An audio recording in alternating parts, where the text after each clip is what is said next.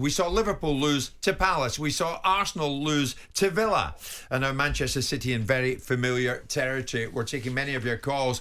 Mark, thank you for your message this morning. No doubt in my mind Arsenal bottled it last year, but to say they're bottling it again is a bit harsh. I'm a Villa fan. We did a job on them in the second half yesterday. Saying they bottled it does a slight discredit to the Villa. Thank you so much. Great show by far on talkSPORT. Mark, thank you very much indeed for that. Ricky's a big Liverpool fan. Ricky, what's going on with your club? Good morning.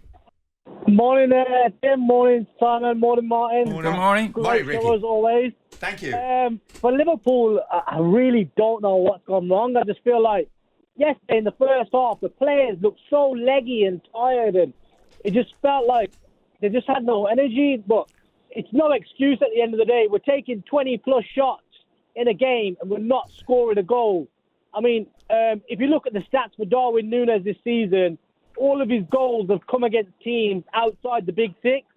The only team that he scored, which probably were in Europe this season, were Newcastle. They were in the Champions League. He scored 2 goals against them.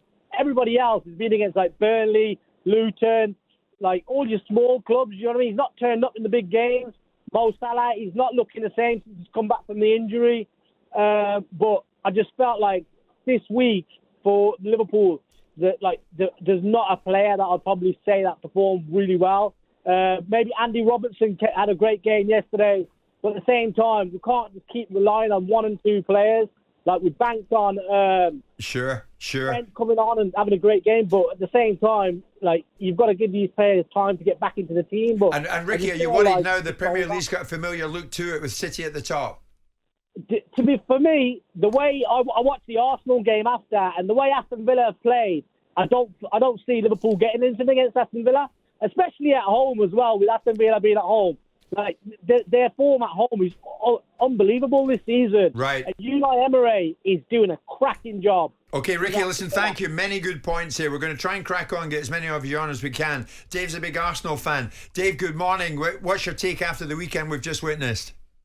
Good morning, boys. Good morning, Martin. It's a pleasure to have you speaking. I was a big fan of yours back in the day. Thank you. I think it's gone. I think it was a tall order anyway with the Arsenal because of the fixtures. If you look at our remaining fixtures, we've got to go to Old Trafford. We've got the North London derby.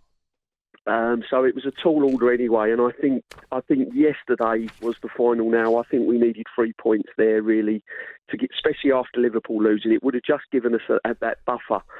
But getting back to the actual game itself, and I don't understand it. Perhaps Martin can answer the question: is why do managers seem to tinker with formulas that were working? He put Havertz back into midfield, dropped Jorginho. Havertz went back to how he was at the start of the season. Saka's looking tired. He played Zinchenko, who's vulnerable, and when he's got Tommy Asu on the bench. And then he brings off Martin Odegaard and brings off Jesus. And it just all looked disjointed. And I don't understand why managers do it. I really don't. That's a good point. I mean, does the pressure get to the managers as well then, Martin? Well, I've been managing some time, and I made some decisions that I thought, don't know why I did that. So I kind of feel that. Do you think that it might have something to do with the aftermath of the game against Bayern Munich? Maybe, sometimes the best judge is someone there who's been working with the players. Obviously, Arteta. And he sees the reaction of the players afterwards. He sees maybe a bit of tiredness setting in. Perhaps maybe he wanted Jesus to start the game this particular time. It's an interesting one, and you do make a couple of really good points. I'm not sure why all the changes were all made at that stage.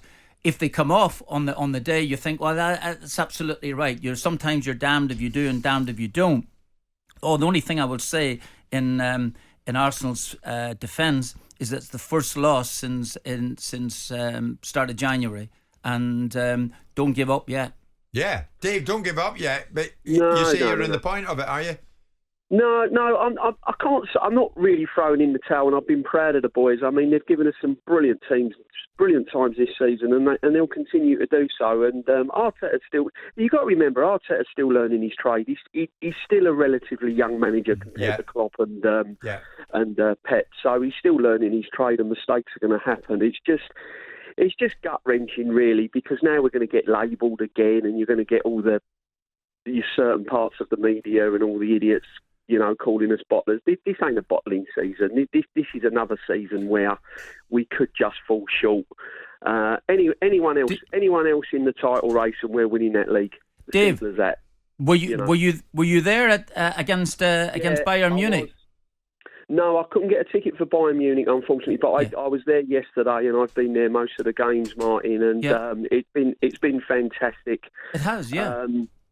It's been absolutely amazing, and it will continue to do so. I was going to say, David, it's not over yet, mate. Surely.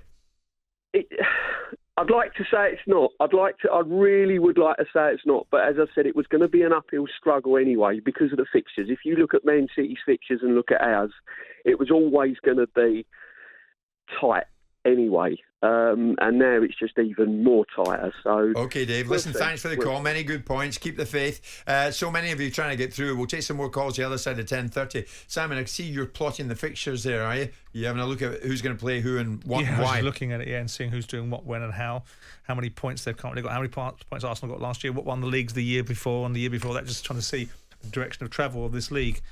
You can't. I mean, again, Arsenal with Wolves, Chelsea, Spurs, Bournemouth, United, and Everton. You look at the fixtures, and Graham said it last week. To be fair, he said it about Celtic and Rangers, didn't he? And look at the week that Rangers have just had. Yes. And the ultimate outcomes of that result of that week.